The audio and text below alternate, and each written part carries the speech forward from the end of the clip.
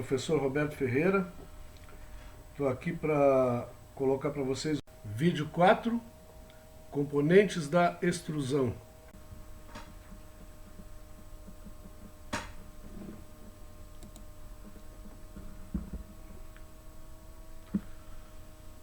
Elementos, controle e segurança. Bom, uma extrusora mono-rosca, monofuso, monoparafuso, tá? Tem várias formas de chamar. Os componentes principais dela são a parte motriz que está aqui atrás, que vem a ser normalmente o motor elétrico, um sistema de transmissão de polias e correia, uma caixa redutora, o acoplamento da caixa redutora com a rosca plastificadora aqui, ó, tá? Essa é a rosca plastificadora que está aqui dentro, uma rosca de Arquimedes diferenciada, depois nós vamos ver direitinho. Por fora dessa rosca, com uma folga de 1/10 de milímetro, tem o cilindro de aquecimento, que nada é mais do que um tubo de aço de grande parede, de parede espessa, tá? Aqui está aparecendo em corte, né? Por fora desse cilindro existem resistências elétricas, resistência de calefação, termopares, que são os responsáveis por transmitir a temperatura para um controlador. Aqui, na zona de trás da rosca, do cilindro e rosca, tem um funil de alimentação, onde normalmente o plástico é alimentado de forma granulada, tá?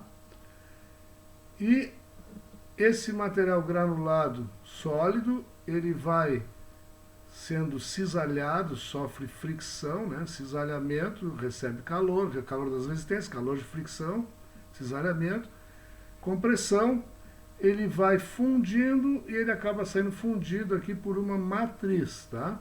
Essa matriz é o que vai moldar o nosso material final, que vai dar o molde, vai dar o formato. Então, pode ser em forma de perfis diferenciados, filmes, lâminas, chapas, tubos, mangueiras, tem outras matrizes para fazer filme tubular, tá? Para fazer sacaria, que nós vamos ver também.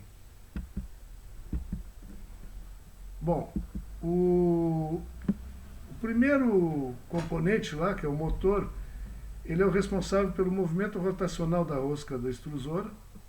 Ele tem que garantir uma velocidade constante, porque qualquer variação resulta na flutuação de fluxo do material fundido que sai lá na matriz, e vai provocar variações na qualidade do produto, ou seja, ele vai mudar o dimensional do produto, que é o que não se quer. A gente quer uma constância no dimensional, tá?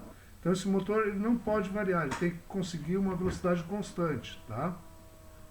As potências de motor vão desde 5 HP até 800. HP ou CV, tá? São similares. HP é horsepower, que é uma medida britânica, e CV é cavalo-vapor. Normalmente o HP está um pouquinho acima do cavalo-vapor. A potência que é necessária para rotacionar a rosca é de 5% ou menos de toda a potência consumida. O restante da potência, quer dizer, os 95% restante, é para converter a energia mecânica do motor em energia térmica, que é necessária para fazer plastificar o polímero, tá? Nós vamos falar adiante agora em potência e torque de motores. Nós estamos falando de motores elétricos, tá? Mas eu vou apresentar um vídeo didático aqui de um professor de física, falando a respeito do motor de combustão interna, motor de automóvel, mas serve para exemplificar, para dar um melhor entendimento, tá? Do que seja potência e torque.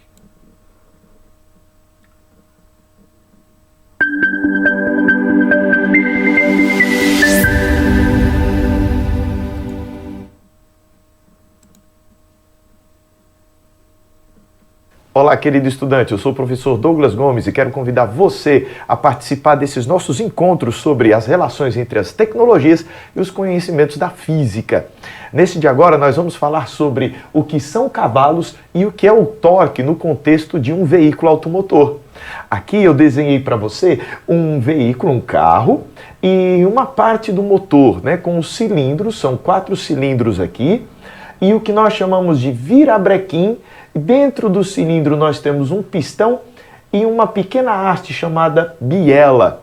Nesse nosso encontro nós vamos falar sobre cada uma dessas partes e diferenciar, falando também sobre qual é a diferença entre um motor 1.0, um motor 2.0 e assim por diante. Neste desenho, estes são os 4 cilindros que compõem o motor. Os motores, em geral, são feitos de 4 cilindros. Nas mais novas tecnologias, estão diminuindo a quantidade de cilindros. Por outro lado, em carros superesportivos, é comum você encontrar 6 cilindros ou até 8 cilindros em V. O pessoal chama esse tipo de motor de motor V6, se forem 6 cilindros em V, ou V8, se forem 8 cilindros em V. Mas a ideia aqui nesse nosso problema é saber primeiro o que significa aquele 1.0 do motor, ou aquele 1.4 ou 1.5, o que isso vai significar. Quando nós falamos de 1.0, 2.0 ou 1.5, nós estamos falando de uma propriedade do carro chamada cilindrada, que corresponde ao volume total dos 4 cilindros ou de todos os cilindros que constituem o carro. Aqui nesse caso, o carro 1.0 significa um carro que tem 1 litro de volume total para os seus cilindros.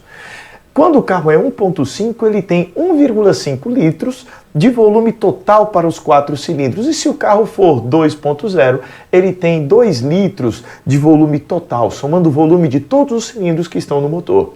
Ou, se você quiser, pode usar centímetros cúbicos. O carro 1.0 também tem 1000 centímetros cúbicos, né, de volume de motor, de cilindros de motor. Daí é muito comum as pessoas falarem, olha, isso é um carro 1000. O carro 1000, na verdade, e o carro 1.0 são a mesma coisa. Está relacionada ao volume desses cilindros. Aí você chega e fala, mas um motor 2.0 é mais potente do que um motor 1.4? Em geral, se consegue, à medida que se aumenta o volume do motor, melhorar o valor da potência. Quando você vai olhar na documentação de um veículo, ou quando você olha as especificações técnicas dele, você vai ver que existe uma informação que vem em CV. Este CV significa cavalo-vapor. É uma unidade para medição de potência. Você pergunta, e o que é potência? Potência é a rapidez com que se realiza trabalho. E como realizar trabalho envolve transformação de energia, sempre que um trabalho é realizado, é usada alguma energia para que esse trabalho seja efetuado, a gente sabe que quanto maior a potência de um motor, mais rapidamente ele é capaz de realizar trabalho. E se eu falo que ele realiza um trabalho, ele faz o carro ganhar energia cinética. Então, quanto maior a potência de um veículo, mais rapidamente ele consegue ganhar energia cinética. E nesse sentido, mais velocidade ele consegue atingir. Então, nós dizemos que a potência, que é medida em cavalo-vapor, é a rapidez com que o veículo, né, o motor, é capaz de realizar trabalho. Então, quanto maior a potência do motor em cavalos, né, cavalo-vapor, mais rápido ele consegue ganhar energia cinética, energia de movimento. Aí talvez você fale, mas potência não é medida em watts? É aqueles mesmos watts das suas lâmpadas. Toda lâmpada vem com, sei lá, 10 watts, 20 watts, 50 watts. Esse James Watt, que foi homenageado com essa unidade de medida, também foi o mesmo que inventou a medição de potência em cavalos. Naquele tempo, ele dizia que ele comparava o desempenho dos motores dele ao desempenho de cavalos. Então, você dizer que você tem um veículo com 100 cavalos vapor de potência significaria dizer, na época do James Watt, que o seu cavalo é capaz de realizar, aliás, que o seu carro é capaz de realizar trabalho com a mesma rapidez que 100 cavalos. Olha que interessante essa ideia. Bom, mas o que significa então um cavalo-vapor? Um cavalo-vapor é aproximadamente 735 watts. Watts que são a mesma coisa que joule por segundo. Então, quando se fala da potência de um motor, a gente está medindo isso em cavalo-vapor. E esse cavalo-vapor, um cavalo-vapor são 735 watts, ou 735 joules de trabalho sendo realizado por segundo.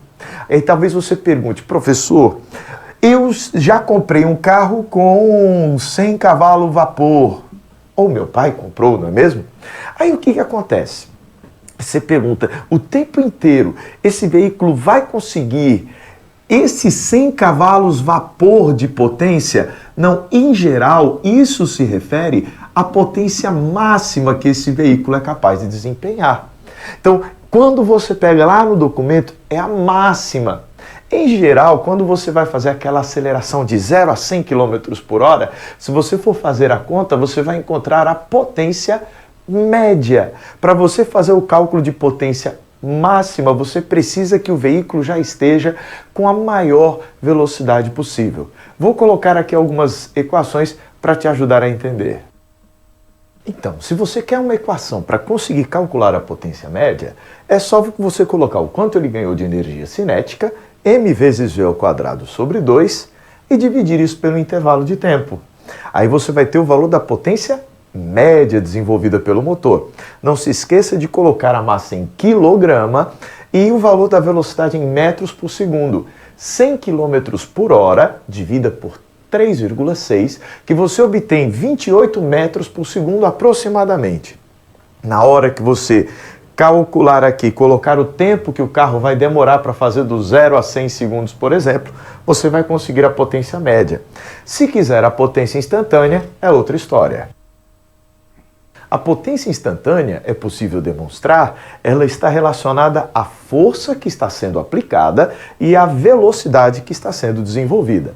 Isso quer dizer, então, que quanto maior a força que o veículo, que o motor aplicar sobre o veículo, e quanto maior a velocidade, você vai ter uma maior potência. Se você quiser lembrar que o valor da força é a massa vezes a aceleração, vamos usar então a segunda lei de Newton. Aqui você pode dizer que o valor da potência instantânea seria a massa vezes a aceleração vezes a velocidade. Se você ainda lembrar que a aceleração é a velocidade sobre o tempo que se demorou para atingir essa velocidade, então vamos fazer de conta que nesse movimento a aceleração foi constante. Você ainda pode colocar o seguinte: já que ele partiu da velocidade inicial igual a zero, ficaria final menos inicial, inicial zero, fica só a velocidade final. Então a aceleração vai ser a velocidade sobre o tempo. E se você colocar ali, olha como vai ficar interessante. A potência instantânea final de um carro, seria a massa vezes a velocidade ao quadrado, v vezes v, dividido pelo intervalo de tempo para chegar a esta velocidade.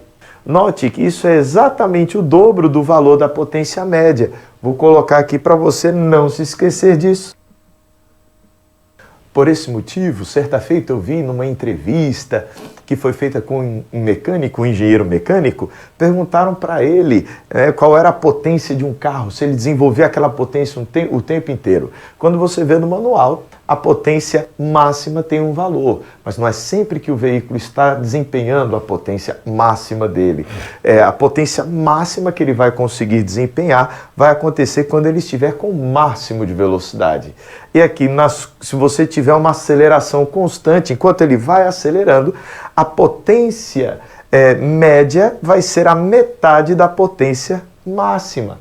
Enfim, com alguma conta, alguma álgebra, a gente conseguiria encontrar valores numéricos, mas esse aqui não é o nosso objetivo de agora.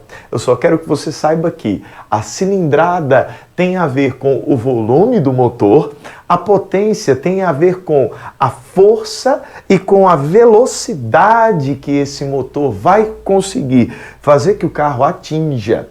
Então, quanto mais potente o motor, mais velocidade o veículo vai ser capaz de atingir. Tá dando para acompanhar? A última coisa que falta a gente comentar é sobre o que é o torque. Mas o torque, ele tem a ver, você fala, professor, tem a ver com aquela história de momento, que é o momento de uma alavanca? Tudo a ver. Eu vou apagar aqui um pouco do que a gente já comentou para poder falar a respeito. O torque representa o poder que uma força tem de provocar o giro de um objeto em torno de um determinado ponto. No caso de um veículo, é necessário para que ele se movimente que nós consigamos provocar o giro na roda. Mas para que a roda gire, nós precisamos fazer o virabrequim girar. Virabrequim é esse sistema de alavancas que vão existir aqui dentro do motor, que na hora que o combustível explode, faz uma força empurrando o cilindro para baixo. Esta força que vai empurrar o cilindro para baixo vai também empurrar a biela, que por sua vez, a biela é esse pedacinho aqui mais comprido de metal, que por sua vez vai empurrar esse pedaço do virabrequim, fazendo com que ele gire, porque o virabrequim girando vai girar este sistema de engrenagem, que por sua vez vai acabar girando este outro, que vai girar as rodas. Existe um sistema de engrenagem todo para transmitir o movimento do giro aqui dentro do motor para a roda. Mas para fazer a roda girar, nós precisamos de um torque. Para você conseguir afrouxar um parafuso, faz de conta que você tem um parafuso aqui. Tente desparafusá-lo só com as mãos. Você vai notar uma dificuldade de conseguir fazer isso. Esse parafuso ele está todo enroscado dentro de algum elemento. Então está aqui o parafuso dentro de algum elemento.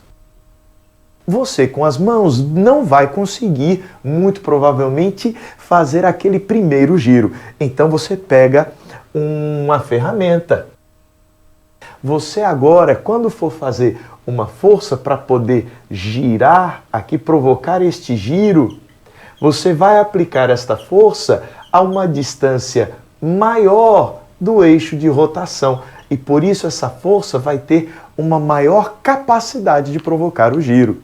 Muitas pessoas, quando vão tentar desparafusar os parafusos do veículo, pegam a chave e ao invés de usar apenas essa chave, ao invés de usar apenas a chave para conseguir ou apertar ou afrouxar o parafuso, as pessoas costumam fazer uso de um cano. Você coloca um cano aqui para envolver esta chave e conseguir aplicar a força a uma distância maior do eixo de rotação. Com isso, você consegue um maior torque. Da mesma maneira, aqui no motor, quanto mais distante aqui deste eixo de rotação a biela aplicar a força, maior vai ser o torque e mais facilmente a gente vai conseguir provocar o giro do virabrequim e fazer o veículo andar. No caso de automóveis que venham a transportar cargas, né? Se você tiver uma picape ou até mesmo um caminhão, você vai precisar de um motor com torque. Se você tiver um carro esportivo, você vai precisar de um motor com potência, com cavalos. O valor da unidade do torque, eu vou simbolizar aqui pela letra grega tal, o torque seria o produto da força pela distância. Então, o valor desse torque vai ser medido em newton vezes metro. Ou é também possível você encontrar medido em quilograma-força, chamado KGF. Não se esqueça de que 1 quilograma-força é a mesma coisa que 9,8 newtons. Então, 1 quilograma-força vezes metro, né? É outra unidade que você pode encontrar. Bem, querido estudante, ficamos aqui. Então, tá aí a explicação de potência e torque. Eu espero que possa ter ficado bem identificado isso, né? Para a gente poder passar para o próximo slide aqui, continuar falando sobre potência e torque de motor na extrusão. Então, aqui ó, motor deve fornecer torque para a rotação da rosca e permitir uma ampla faixa para regulagem de velocidades. Aqui aparecem duas curvas típicas, tá, de potência e torque do motor para dois polímeros diferentes. Então, tem um polímero A, que é a curva vermelha, que está identificado como fácil processamento, e o B, da curva azul, como de difícil processamento. Tá? Aqui tem um gráfico com as duas curvas e aqui outro. Um deles, no eixo X, nós temos a velocidade da rosca em RPM, tá? De 0 a 175 rotações por minuto. Deixa eu falar para vocês que é normal numa rosca extrusora aí velocidades, o padrão assim, tá? Vai até 100 RPM, 120 RPM, tá? Então aqui até 125 RPM poderia se considerar uma rotação normal para a rosca extrusora. No eixo Y, aqui nesse gráfico, nessas curvas, é a potência do motor de 0 a 150 CV. Tá? No outro gráfico tem a mesma, e no eixo X, a mesma velocidade de rotação, né, RPM da rosca, de 0 a 175, e no eixo Y está o torque do motor, de 0 a 150 newtons por metro. Né? O que acontece quando está em repouso o motor, está em 0 a rotação da rosca, vai aumentando, liga o motor e vai dando velocidade, então a rosca vai ganhando velocidade aqui, certo? E a potência do motor vai subindo, que é que nem ele estava explicando antes lá, a potência máxima vai ser atingida quando atingir a velocidade máxima. Então aqui, ó, esse motor é um motor de 100 HP, de 100 CV, tá? Esse motor tem 100 CV, ele atingiu a potência máxima dele aqui, ó. Só que se a gente for ver o polímero A, antes de atingir a potência máxima, ele já estava conseguindo processar ele com velocidade de rotação de rosca aí de 25 a um pouco mais de 75 RPM, tá? Enquanto que para o polímero B, de mais difícil processamento, ele iniciaria a processá-lo com 75 RPM, indo acima das 125, tá? Na potência máxima do motor. Agora vamos ver em relação ao torque. O torque tem a ver com o momento, com a alavanca, né? Força vezes a distância. Então, o torque aqui, ó, é um torque de 100 newtons por metro, tá? E ele é um torque constante, certo? De acordo com a velocidade da rosca aqui, o material A, mesma coisa do que lá, tá? Com 25 RPM já está transformando e está dentro do torque máximo do motor aqui, acima dos 75 RPM. Para o material B, ele vai precisar mais do que 75 RPM de velocidade de rosca e vai acima da 125. Só que, para transformar isso aqui, ele já tá, o torque do motor está caindo. Tá? Então esse é um material de mais difícil processamento. Esse aqui processa mais fácil, dentro de uma... não precisa nem toda a potência do motor e está dentro de uma região de torque constante. Tá? Então a diferença entre um polímero de fácil processamento e de difícil processamento. Tem vários outros motores aplicados no processo de extrusão, né? E demandam bem menos potência. Acionamento de cilindros tensionadores, sistemas de resfriamento, a parte de corte, embobinamento. Eles também têm que apresentar precisão nos controles de velocidades, porque de algum modo eles vão ter que manter constante as relações com a velocidade de extrusão. Tem que haver uma sincronia, porque não adianta ter uma extrusão constante, jogando polímero fundido constante lá pela matriz, se o sistema de puxamento é inconstante. Vai dar diferença também no dimensional do produto. Tá? Principais tipos de motores. Então, motor de corrente contínua, DC, motor de corrente alternada, AC, servomotores e motor hidráulico. Bom, aqui só a título de referência, tá? Até os anos 80 aí, os motores para extrusão eram todos eles de corrente contínua, porque naquela época os motores de corrente alternada começaram a ser incorporados inversores. Motor elétrico, quando a gente liga ele na frequência normal de rede, se é só um liga-desliga, ele vai ligar e vai pegar a velocidade máxima dele e vai ficar constante. Tá? Mas no motor de extrusão eu necessito de regular a velocidade. Então, para motores de corrente alternada são utilizados inversores de frequência. E até os anos 80, os inversores de frequência não eram bons. Tá? Eles não conseguiam manter uma velocidade constante do motor. Era meio difícil. Depois disso começou a evoluir muito e hoje em dia os inversores de frequência são top de linha, tá? Não tem problema. Então, naquela época, se necessitava utilizar motor de corrente contínua. Então, na indústria, de um modo geral, vai se encontrar muito motor de corrente contínua ainda, tá? De máquinas, de equipamentos fabricados até os anos 90, por aí, tá? Acontece que o motor de corrente contínua ele tem muito mais peças do que o motor de corrente alternada. Ele é de muito mais difícil de manutenção, ele exige mais manutenção porque ele tem um sistema de coletor, escovas, que são grafites, tá? E o motor de corrente alternada não tem nada disso. Então, tem uma diferença na parte de alimentação, aqui que chega uma linha de corrente alternada, isso aqui é um motor de corrente contínua. Aí tem um retificador, né?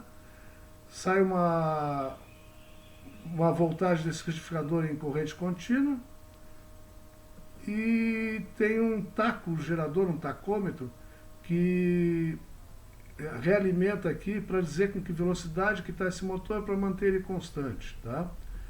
O de corrente alternada chega a tensão alternada aqui, passa para uma placa retificadora, transforma para corrente contínua e depois é aplicado um inversor de frequência, tá? Esse é o inversor de frequência, ele acaba jogando corrente alternada no motor. Também é aplicado um encoder, que é para estar ligado no eixo do motor, para informar aqui para o inversor que velocidade que esse cara está. Tá? Para manter. Bom, hoje em dia esse sistema aqui é o mais aplicado, tá? Serve motores e motores hidráulicos também são aplicados, eu não vou entrar em detalhamento aqui. Funil da máquina, qual é a função que ele tem? Armazenar o material e permitir um fluxo constante de matéria-prima para o interior da máquina. Os funis podem ser cilíndricos, retangulares, tá? Tem diversos formatos. O mais adequado é o cilíndrico. O abastecimento ele pode ser feito manual, pegar a sacaria, alimentar direto, pegar um balde, né, e alimentar direto no funil. Pode ser automático através de transportadores pneumáticos, que vão onde se coloca os sacos de 25 kg em tonéis, big bags. Big bag tem de 600 kg, de 1.200 kg. Silos de armazenagem, tá, de armazenamento. Tem muitas indústrias que tem uma silagem toda para os polímeros, tá? Aí é um volume bem maior, né? É importante que durante a operação da máquina o funil mantenha-se tampado. Por quê? Para não entrar nenhuma sujidade, poeira, não cair algum pedaço de algum objeto, tá? Para dentro do sistema. Cilindro de aquecimento. Ele é feito em aço resistente ao desgaste, abrasão e a altas temperaturas. É dividido por zonas de aquecimento. Aí o normal variar de 3 zonas até 12. Cada zona é aquecida por resistências elétricas.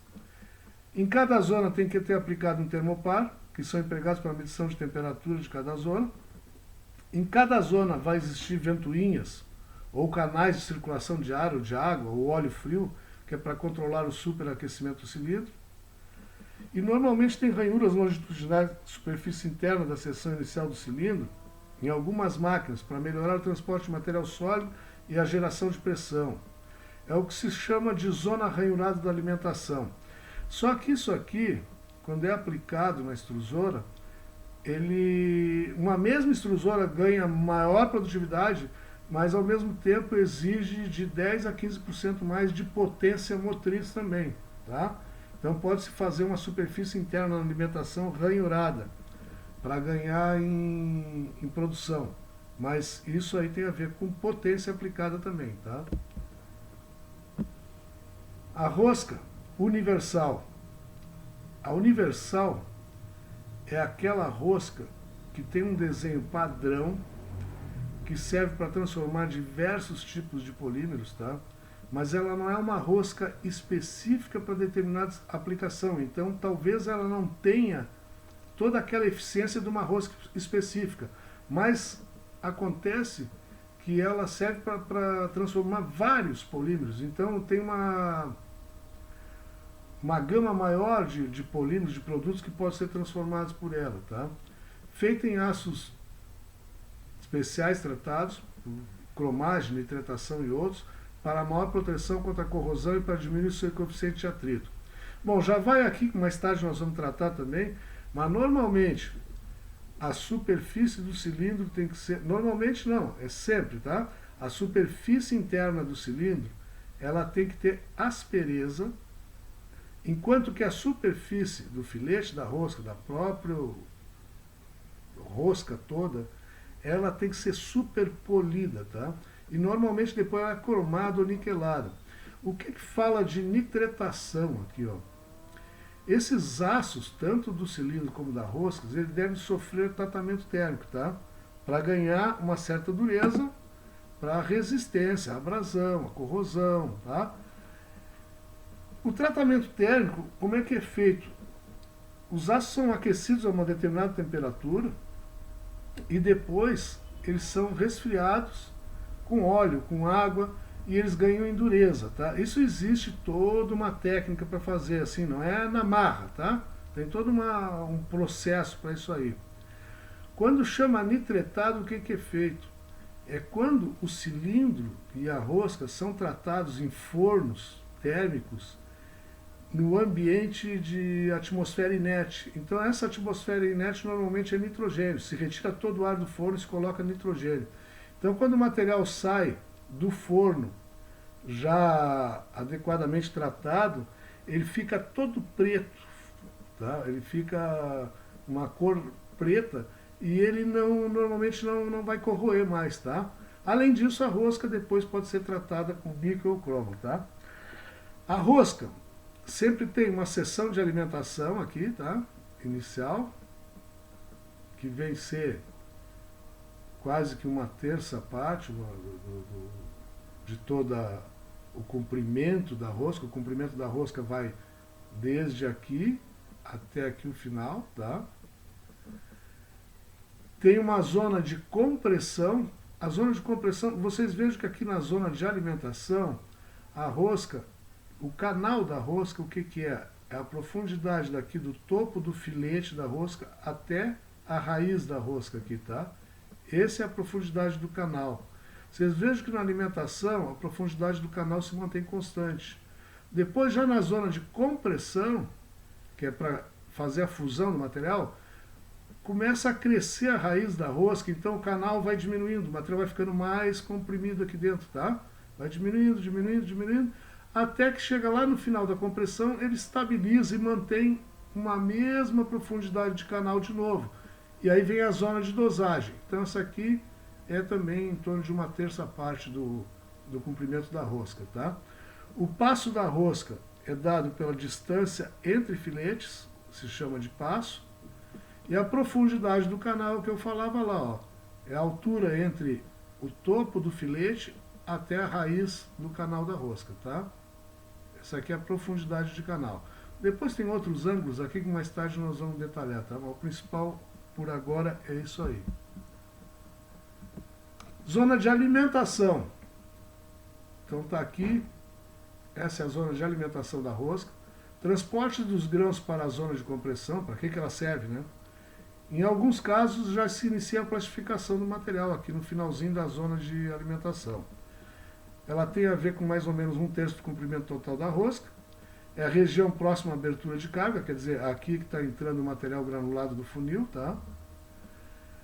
Os canais são mais profundos em relação às demais seções. Aqui eu tenho um canal bem mais profundo do que aqui no final da rosca, certo? Zona de compressão, que vem ser essa parte aqui, onde o canal vai diminuindo, tá? É uma zona de transição também. É a compressão e a total plastificação do material. Profundidade dos canais é, na maioria dos casos, reduzida linearmente, causando um aumento de pressão no material que está no canal. O material é plastificado através do atrito contra as paredes do cilindro e do aquecimento das resistências externas.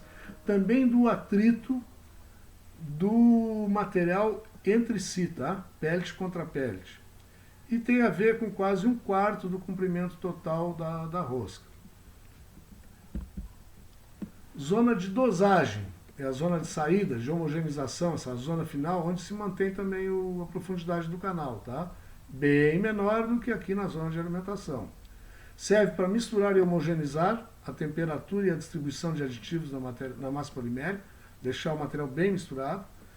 Torna o fluxo do material já plastificado mais uniforme, pois ele sai muito turbulento da zona anterior, dessa zona de compressão. devido à compressão, tá? São as 3 zonas de uma rosca. As 3 seções, tá? Então, não confundir, quando a gente fala zona, são aquelas zonas de aquecimento das resistências com termopares. Seções são as seções geométricas da rosca, tá? Seções de projeto. Placa filtro e telas. A placa filtro vem a ser um disco de aço com orifícios, geralmente de diâmetro de entre 3 e 5 milímetros. A placa toda perfuradinha, nós vamos ver adiante aqui no desenho. Ela fica instalada entre a extremidade do cilindro e a matriz. Sustenta uma ou 2 telas de malhas diferentes. A de malha mais aberta, como 20 e 40 mesh, apoiam as de malha mais fechada, como 80 e 120 mesh. As telas mais abertas servem apenas para apoio das mais fechadas e não para filtrar. Quer dizer, a malha mais aberta ela tem um fio com um diâmetro maior, então ela não rebenta tão fácil. Como ela fica contra a placa perfurada, ela sustenta mecanicamente as telas mais finas, que poderiam romper seus fios contra a placa perfurada, e esse fiozinho rompido vai para dentro da matriz, que tem canais bem diminutos, bem restritos, e aí tem a ver até com manutenção, quando de repente tem que parar, abrir matriz para fazer limpeza, tá? Normalmente uma tela mais fina está posicionada primeiro e uma mais grossa fica junto à placa, para que o rompimento da tela mais fina não entupa a matriz de fragmentos metálicos. É o que eu acabei de explicar. Aqui aparece uma foto de um troca-tela contínuo, tá? Aqui o que acontece? Tem um alimentador de tela que vai passando a tela continuamente. Aqui está ligada a extrusora e depois do outro lado vai sair para a matriz, tá? Então aqui dentro está a placa perfurada e aqui tem a tela de filtragem. E essa tela vai trocando gradativamente, vai saindo pelo outro lado aqui, depois é realizado a limpeza dessa tela para reaproveitamento, tá? Mas sempre garante de ter uma filtragem contínua, porque nessa tela vai acumulando resíduos, carvões, alguma sujidade, e ela vai entupindo. Então, de tempo em tempo tem que trocar. Então, isso aqui é uma tela muito usada para sistemas onde se quer homogeneidade de produto muito constante e muito utilizada em reciclagem de materiais, que suja muito fácil o sistema todo, tá? Aqui aparece a imagem de uma placa perfurada. A placa perfurada está aqui. E ela tem um espaço onde são colocadas as telas, tá? Então, tem uma primeira tela. Aqui a vazão de material fundido está daqui para lá, tá? Então, quando a gente quer filtrar, o que acontece?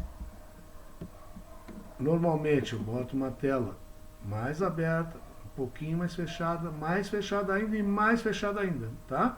Então, vai filtrando do maior para o menor. Só que aquilo que falava antes, essa tela é tão fininha, o fio dela que pode romper aqui num furo desses e sujidade para a matriz. Então se coloca uma outra tela grossa de novo, só como anteparo mecânico, tá? Para que serve a placa filtro e tela? Através desse conjunto de telas aqui, se eu boto telas mais fechadas, mais abertas, menos tela, mais tela, eu consigo aumentar ou diminuir a contrapressão criada pela resistência ao fluxo do material pela matriz, aumentando a homogeneização de temperatura e composição da massa plástica. Ah, meu material não está homogeneizando bem. Coloca mais placa lá, mais tela, tá? Ah, o material está querendo degradar. Diminui a quantidade de tela, tá? E assim por diante. Funções dela: filtrar impurezas, auxiliar o aumento de contrapressão da massa polimérica, então eu consigo controlar, tá? Através da quantidade e da abertura das telas, melhorar sua homogeneização, e muito da literatura não traz esse aqui, que é essencial, tá? A placa perfurada serve para quebrar o fluxo helicoidal. Quando o material vem aqui da rosca extrusora, ele vem num formato de helicoide, tá? É um helicoide. Quando ele chega nesse conjunto de telas e placa perfurada, ele passa de um helicoide para um fluxo linear, que é o que se quer na saída da matriz, tá? A gente não quer o material saindo de forma helicoidal lá na matriz, tá? O material saindo de forma linear.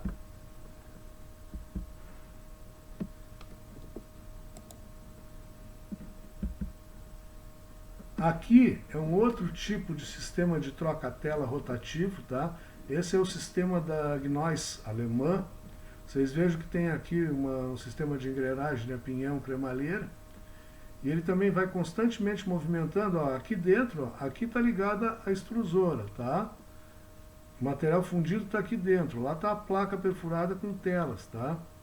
Então aqui aparece a parte de placa perfurada e a parte de placa perfurada e a parte de tela vai ser colocada em cada conjuntinho desses aqui.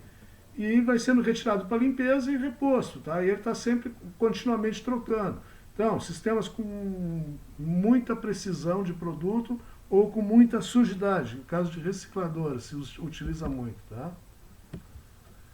O adaptador, que em todo sistema de extrusão é necessário, é o elemento que vai ligar da placa perfurada lá até a matriz. Então, é uma conexão do cilindro com a matriz. Seu desenho muda com o processo para o qual é utilizado. O adaptador também deve ser aquecido. Claro, vai passar material fundido lá dentro, tá? Então tem diversos tipos aqui, ó. Em linha, cruzeta, cabeça em ângulo, excêntrico, tá? Adaptador é uma peça só de união, tá? Matriz. Qual é a função? Receber o material plastificado, distribuir seu fluxo ao longo da seção desejada, conformando o material plástico extrudado por sua abertura. A forma da seção do canal interno é gradativamente alterada ao longo do seu comprimento, até os lábios que formam a abertura de saída do extrudado. Então, essa aqui é uma matriz plana, por exemplo, em estilo rabo de peixe, tá? O material só está aparecendo uma metade dela, tem uma outra metade por cima dessa aqui, tá? O material vai chegar fundido por aqui, o canal aqui é mais profundo e mais largo, e à medida que vai se aproximando da extremidade, o canal vai ficando mais raso e mais estreito. Para quê? Para o polímero ganhar em velocidade, para quando ele sair aqui nessa seção plana, nesse platô, ele sair de forma homogênea, tanto no centro como nas extremidades, com a mesma velocidade. Tá? Só que essas matrizes têm uns ajustes também, de uma parte de freio de material, para conseguir ajustar esse fluxo constante, homogêneo em toda a extensão. Isso é uma matriz plana. Isso aqui é uma matriz de perfil, ó, um perfilzinho retangular aqui, tá? Esse é um perfil mais complicado um pouco, tá? Normalmente é muito utilizado para PVC, para forro, porta, para outros tipos de acabamento, tá? Tem diversos tipos de matrizes. Aqui aparece uma matriz plana, filme plano. Então, esses aqui são os lábios da matriz, a saída. Ah, no anterior lá, ó, o que seria lábio? Essa extremidade final aqui, tá? Isso aqui no final é lábio. Aqui é lábio. Aqui é lábio, tá? Normalmente se chama a todo conjunto de cabeçote e a extremidade final de lábios ou matriz, tá? Então esse aqui, ó, tem todo um sistema de aquecimento, tem um sistema de termopares aqui, e aqui estão os parafusos de ajuste da matriz, ó. Então ele ajusta uma barra restritora para manter uma vazão constante em toda a largura desse lábio. E esse lábio também é ajustável. Se deixa ele com uma folga constante em toda a extensão dele, tá? Antes de iniciar a extrusão. Aqui é uma matriz para tubos, é uma matriz anelar, né, anular. Então o material fundido vai sair aqui, ó, nesse ângulo, tá? Aqui está a parte do mandril, do macho, essa aqui é a parte da fêmea, então isso aqui é lábio, isso aqui é lábio. Todo esse conjunto aqui é cabeçote. Essa porção final que tem a fêmea e o macho, a fêmea e o mandril, a fêmea e o torpedo, são chamados de matriz, tá? Mas usualmente nas fábricas o pessoal chama tudo de matriz ou tudo de cabeçote, tá? Mas cabeçote é o conjunto total e matriz essa porção final. Então normalmente um mesmo cabeçote pode abrigar diversos tipos de matrizes, matrizes mais fechadas, mais abertas, com um diâmetro menor, com um diâmetro maior, tá? Então se utiliza no mesmo cabeçote várias matrizes, tá? Aquecimento e resfriamento. Só que é importante vocês terem a noção do que é um sistema de ajuste de malha fechada. Então aqui, ó, tem esse sistema das resistências de aquecimento.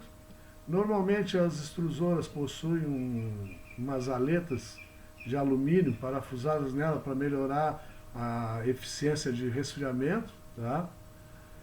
E aqui está chamando de Ribber Spacer, tá? Mas são espaçadores de alumínio aletados, tá? Parafusados. E aqui tem um soprador, um blower, tá? Uma ventoinha, que sopra toda uma região. Então, por exemplo, essa região aqui, ó, com 4 resistências, 1, 2, 3, 4, vai ter um sensor de temperatura e vai ser uma zona, tá? Controlada por um controlador de temperatura. Esse aqui ainda tem um sistema de válvula para ajuste da vazão do ar, tá? O que não é muito normal de ocorrer nas extrusoras. Aqui é que eu quero mostrar para vocês uma noção de controle de malha fechado, o que seria, tá? Então, o sensor de temperatura, nesse caso aqui, ó, estamos colocando um homenzinho aí tomando banho. O chuveiro é um chuveiro elétrico com uma resistência fixa. Vamos supor, tem lá os seus 5.000 watts de potência, tá? A água é fria. Como é que esse cara vai regular a temperatura do banho se ele não vai mexer na potência de resistência? Ele só tem como mexer pela vazão de água. Então, o controle da vazão de água é que vai dar a temperatura adequada de banho que ele quer. Onde é que está o controlador do cara? O controlador está aqui no cérebro, tá? Então, ele usa como sensor uma das mãos, um braço, uma parte do corpo, para sensar a temperatura que a água está ganhando. Ah, está fria a água. Bom, o controlador vai receber isso aqui, né, instantaneamente, essa informação, e de forma contínua, tá? Essa malha está sempre girando de forma contínua. Então, sensa, o controlador compara, não é bem o que eu quero. Vai lá e vai fechar mais a água para ela aquecer. Ao contrário, a água está sendo muito quente. Opa, está quente mais. Vai abrir mais a água, tá? E ele mantém uma retroalimentação disso aqui, tudo está sempre em constante atuação. Isso é o que acontece na extrusora.